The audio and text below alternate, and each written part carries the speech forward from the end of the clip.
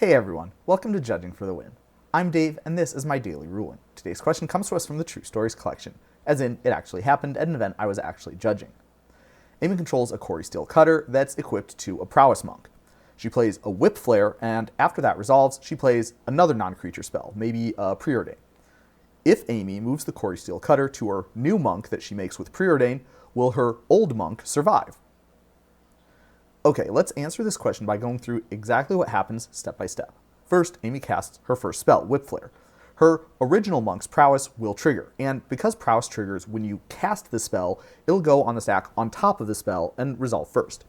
Therefore, by the time Whipflare resolves, the monk will be a 3/3, so it would survive.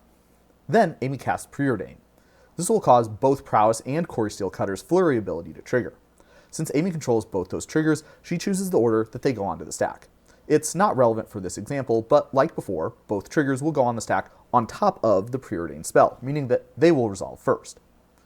Suppose Amy stacks the triggers such that the flurry trigger resolves first. In that case, she would create a second monk, then decide whether to move her equipment. If she does, that means the original monk would no longer be getting +1/+1 from being equipped. Damage in Magic isn't permanent, but it does last until the end of turn. Since the prowess trigger from casting Preordain has not resolved yet, that monk would die. Amy should therefore choose to stack her triggers in the other way, such that the prowess trigger resolves first.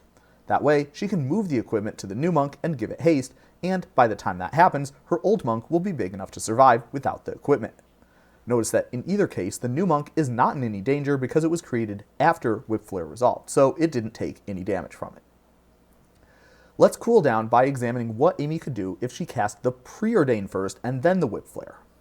After casting Whipflare, Amy will again have a choice of whether to stack the prowess and the flurry triggers in whatever order she wants.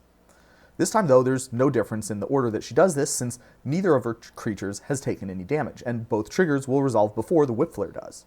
This being the case, Amy's original monk will always survive since it gets 2 prowess buffs before the Whipflare damages anything. On the other hand, the new monk will not have any prowess buffs since it was not in play at the time when Amy cast either spell. Even with the +1/+1 from the Cori-Steel cutter, it will not survive.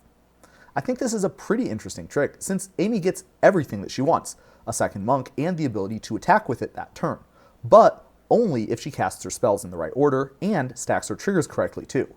In the real game, Amy was able to puzzle this out in real time, and now, if you're faced with a situation like this, so can you. That's all I have for you today. How did you do? Join me again next time for another daily ruling. Until then, I hope you have a great day.